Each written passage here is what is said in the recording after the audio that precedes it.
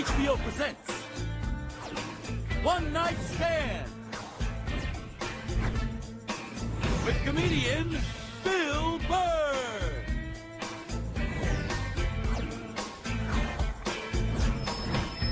Ladies and gentlemen, Bill Burr.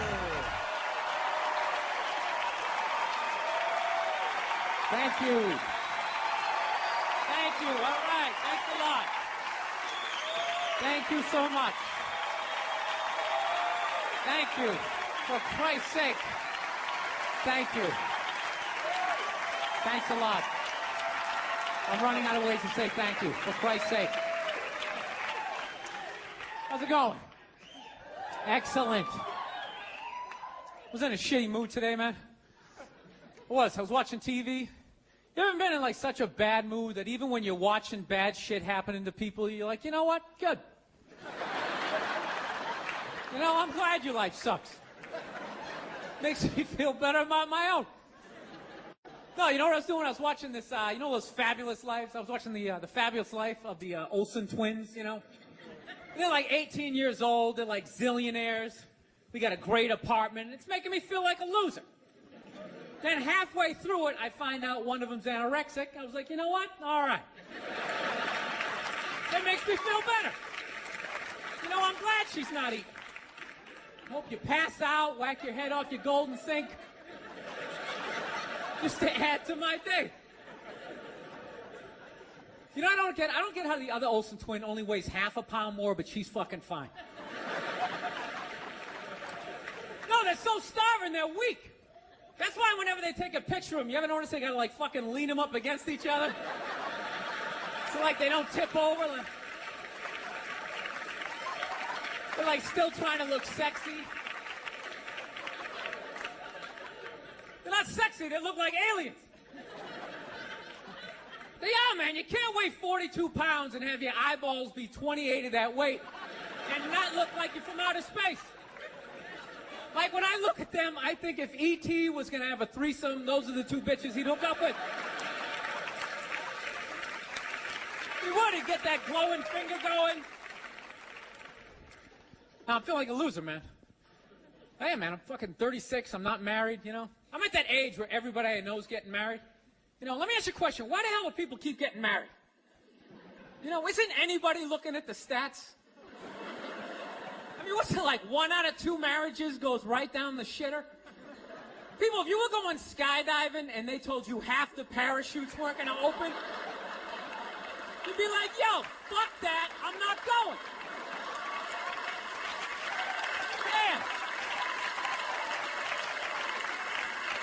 No, it's like, I don't like those odds. I get a 50% chance of splatting on the ground. I'm not doing it, right? But there's something about getting married. People just have to do it. They're just like, is this the line to lose half my shit? Awesome. This is going to be great. I can't wait to lose my car, my money. Oh, look, the line's moving. One step closer to my own personal hell.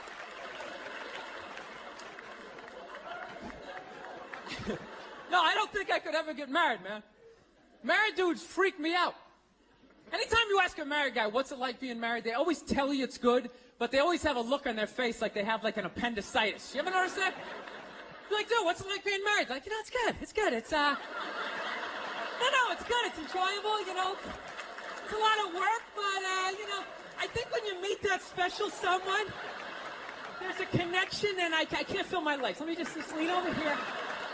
You know, a woman completes a man, and some other metaphor.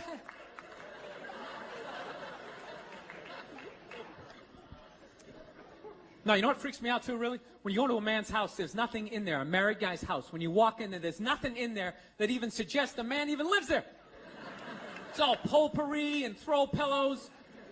That stupid canopy, we live in a dollhouse bullshit over the bed.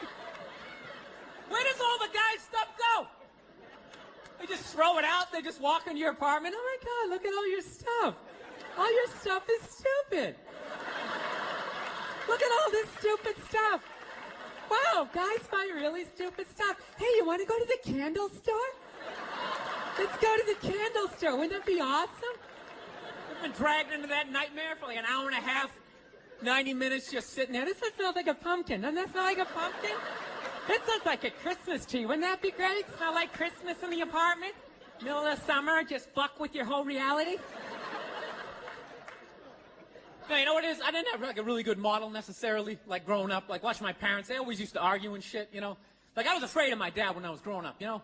Anybody have a dad like that? You're just afraid of him? You know? Not like those sitcom dads that come home, the kids are like hugging their legs. My dad pulls in the driveway, me and my brother's freaked like, fucking dad's home. Shut off the TV, try to hide. Dude, if I stand like this, do I look like a lamp? He won't see me, right? Can I just fucking chill out here? He wasn't understanding. When you fucked up, he told you. He didn't sit down, well, we're going to work it out. We'll just, you know, I still love you. He looked, what the fuck is wrong with you?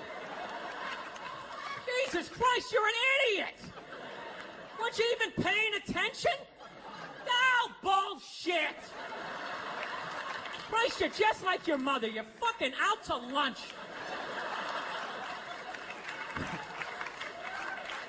That was my dad. No matter what he was bitching about, somehow he would make it about my mother.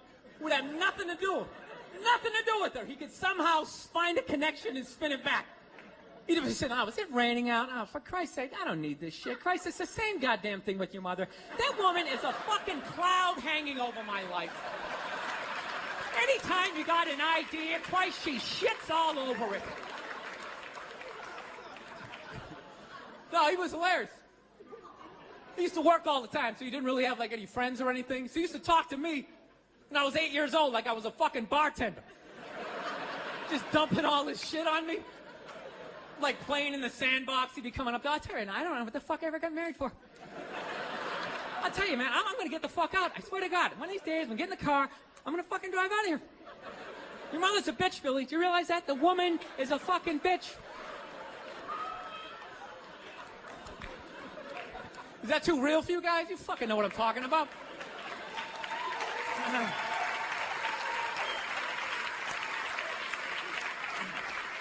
I will get married, you know. I was making that. I'll definitely get married someday, you know. I love women and everything. I'm just finding I'm not, like, compatible with them. You know what I mean? You ever just feel that? Like, women have, like, too much energy for me. You know what I mean? Like, you can't have a day off when you have a girlfriend. You ever notice that? It's almost like they see that open day. They're like, oh, my God, let's go fill it up with shit. No, then they just come at you with one horrible idea after another. Horrible ideas. Like, you want to make some sandwiches and go to the park? You want to go to the container store, get some containers for your T-shirts? This is the worst one. You ever get this one? You want to go to brunch? You want to go to brunch on Sunday? And inside you're like, fucking no! But you can't say that, right? You gotta keep them happy. So what do? You agree. Like, yeah, let's go to brunch. What a great idea. Why would you want to sleep in on a Sunday when you can go pay $18 for eggs? Now you're thinking. Now you're thinking. Then we can sit around and listen to your friends have moronic conversations about the eggs. Like, is that pesto? Is that pesto in your omelet? Oh, it's asparagus. It's asparagus. I thought it was pesto. Oh, you just want to flip the whole fucking table over? It's horrendous. I'm trying to learn to pick my battles when I date girls. I usually argue with women all the time, man. I'm stupid like that, you know? Like, I dated this girl one time. She was, like, really into, like, women's issues. So we used to always have these dumbass arguments. Like, one time she came up to me. She goes, okay, explain this to me, Bill. Why does a guy make more an hour to do the exact same job, huh? I go, I'll tell you why. Because in the unlikely event that we're both on a Titanic and it starts to sink, for some fucked up reason, you get to leave with the kids and I have to stay. Yeah, that's why I get the $1 more an hour. Well, think about it. If there's a house fire, it's always women and children first. I got to stand there with, like, the back of my shirt on fire going, let's go, people, let's go, let's go. So that's how I look at it. No, it's $1 an hour surcharge. That if something fucked up happens, either I can't leave or I gotta, like, get in the way of it to give you a head start, like, rabid dog, run, honey, 1 Mississippi, 2 Mississippi. You hear a bump in the night, I gotta go check it out, like, yes, he does have a knife. Anytime there's a hostage situation, who do they negotiate for first? Well, at least let the women and children go. Well, what about me? Bullets hurt me, too. Why the fuck do I gotta stay in the vault?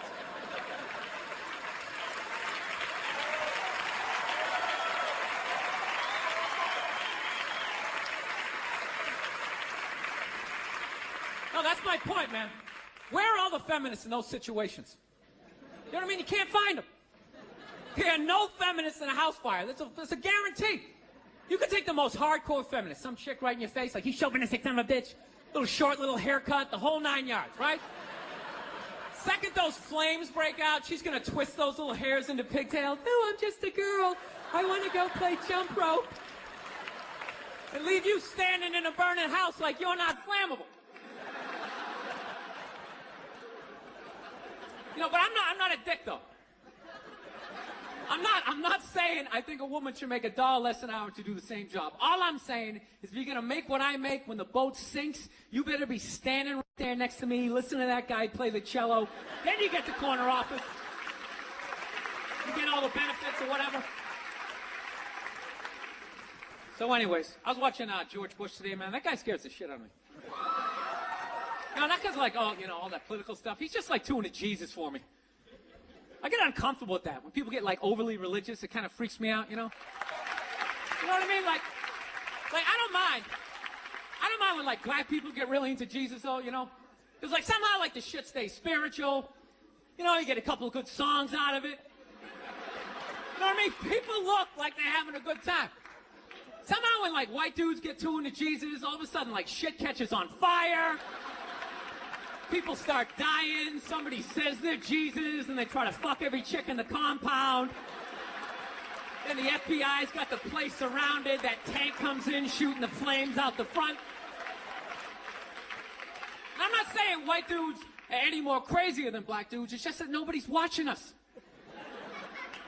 That's the problem. That's too much freedom. It's kind of like living alone, you know, that same kind of fucked up freedom. You ever feel when you live alone, you, like, slowly go crazy? You know, because you got too much freedom, because everybody does crazy shit. But when you live alone and start doing something crazy, there's nobody there to be like, dude, what the fuck are you doing? What is wrong with you? What is that? Put it down.